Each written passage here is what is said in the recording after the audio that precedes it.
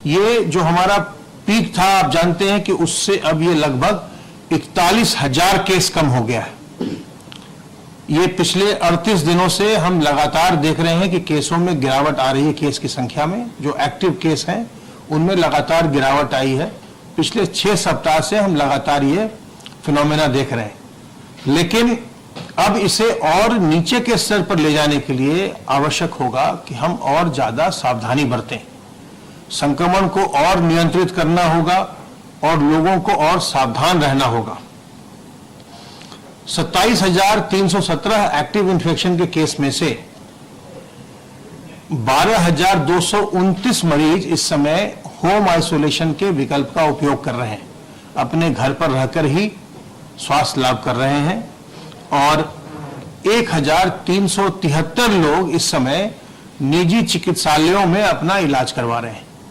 बाकी के समस्त मरीज सरकारी L1, L2, L3 की जो व्यवस्था है, जो स्वास्थ्य विभाग के चिकित्सालय हैं और जो मेडिकल कॉलेजेस हैं, उनमें रह करके अपना इलाज करवा रहे हैं, स्वास्थ्य लाभ कर रहे हैं। अब तक 2,64,352 लोग होम आइसोलेशन के विकल्प का लाभ उठा चुके हैं, उसका उपयोग कर चुके हैं, और उनमें से 2,52,123 अपने होम आइसोलेशन की अवधि पूर्ण कर चुके हैं। कल प्रदेश में 2,576 लोगों ने ई संजीवनी पोर्टल का उपयोग किया और घर बैठे ही चिकित्सकों की राय प्राप्त की। अब तक 1,62,992 लोग इस ई संजीवनी के पोर्टल से चिकित्सकों की राय प्राप्त कर चुके हैं। यह संक्रमण के काल में एक बहुत ही उपयोगी सुविधा है ई संजीवनी पोर्टल, और जिसके पास भी एक स्मार्टफोन है, इंटरनेट कनेक्शन है या कंप्यूटर है, वो अपने घर बैठे ही डॉक्टरों की सलाह प्राप्त कर सकता है। आप ई संजीवनी पोर्टल पर जाइएगा, जाने के बाद आपको, जब आप अपना फोन नंबर वहां रजिस्टर करेंगे तो आपको एक OTP नंबर आएगा, जैसे आपके बैंक के कार्ड वगैरह पर आता है, और उस OTP नंबर को जब आप उसमें भर देंगे तो उसके बाद आपका डॉक्टरों से संपर्क हो जाएगा वीडियो कॉलिंग के माध्यम से, और आप अपनी समस्या उनको बताकर के घर बैठे ही उनसे आप सलाह ले सकेंगे। तो इस सुविधा का अधिक से अधिक उपयोग करिए। जब तक बहुत आवश्यक न हो, जो लोग डॉक्टरों की सलाह चाह रहे हैं उनको घर बैठे ही सलाह प्राप्त कर लेना चाहिए, ताकि संक्रमण की किसी प्रकार की कोई संभावना न रहे। सर्वेलेंस की कार्रवाई के अंतर्गत अब तक 1,47,233 इलाकों में 4,33,396 टीम दिवस के माध्यम से 2,77,78,768 घरों का सर्वेलेंस किया गया है, और इनमें रहने वाले लोगों की संख्या 13,67,20,180 है।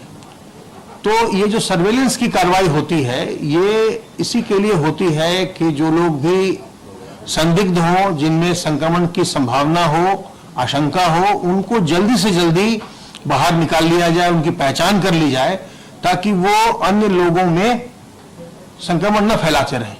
उनकी जांच करवाई जाए, जांच करवा कर वो संक्रमित पाए जाते हैं तो उनको आइसोलेट किया जाए, और यह कार्रवाई बहुत ही बड़े पैमाने पर चल रही है।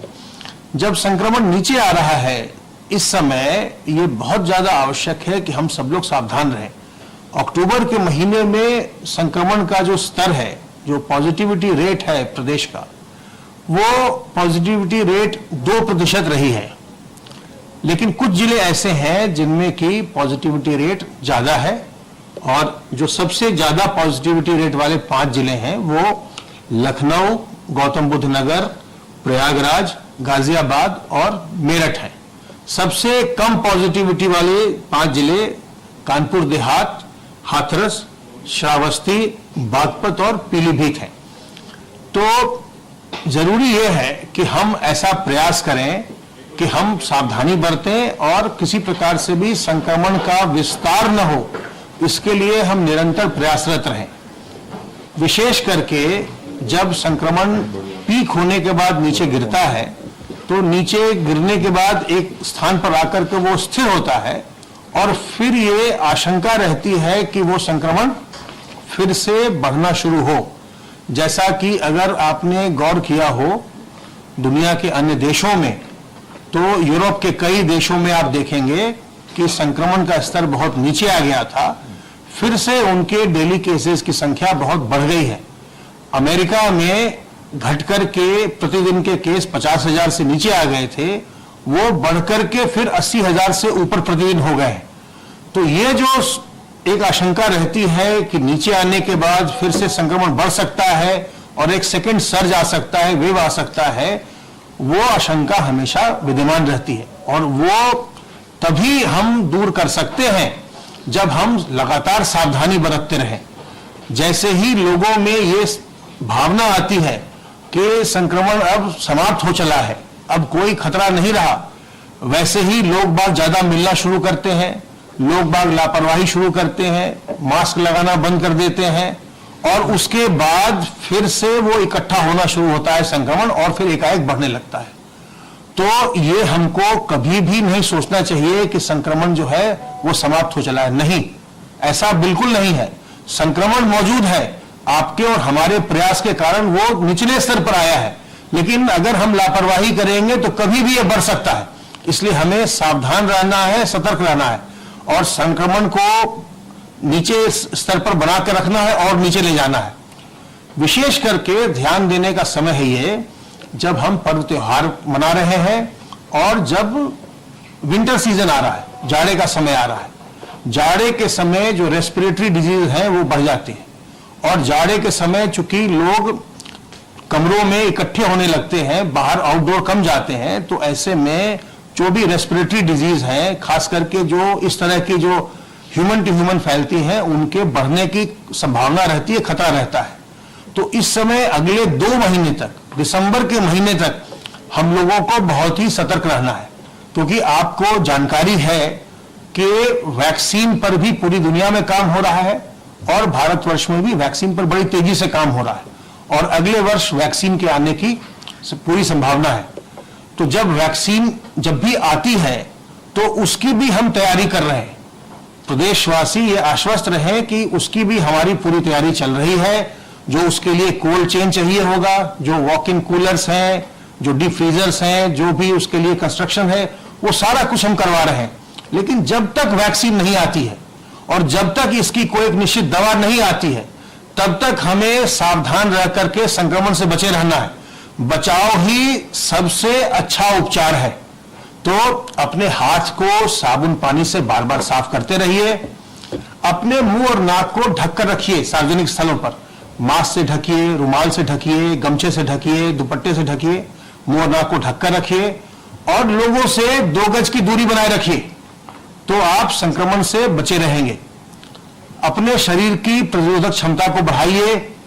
तुलसी दल, अदरक, काली मिर्च के काढ़ा का सेवन करिए, नीम की पत्तियों का सेवन करिए, गर्म पानी का सेवन करिए, गर्म पानी में नमक डालकर गरारा करिए, योग करिए, प्राणायाम करिए, व्यायाम करिए, अजवाइन का अर्क पीजिए, दूध में हल्दी डालकर सेवन करें। इन सब चीजों का अगर आप करते रहेंगे तो आपके शरीर की प्रतिरोधक क्षमता भी बढ़ी रहेगी, और अगर आप कभी संक्रमित हो ही गए तो आपका शरीर उस संक्रमण पर विजय प्राप्त कर सकेगा। तो सावधान रहिए, सतर्क रहिए, अपने घर के बड़े बुजुर्गों को बचाइए, जो लोग पहले से बीमार हैं, कमजोर हैं, उनको बचाइए, गर्भवती महिलाओं और बच्चों का ध्यान रखिए, स्वस्थ रहिए और प्रसन्न रहिए।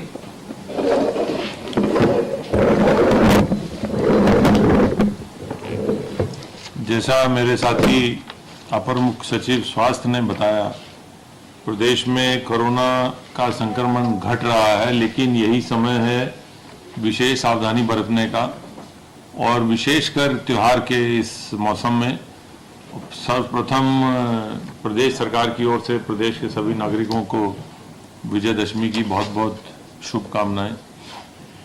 माननीय मुख्यमंत्री जी ने भी आज सभी प्रदेश के नागरिकों को शुभकामनाएं प्रसारित की हैं। कोरोना के कारण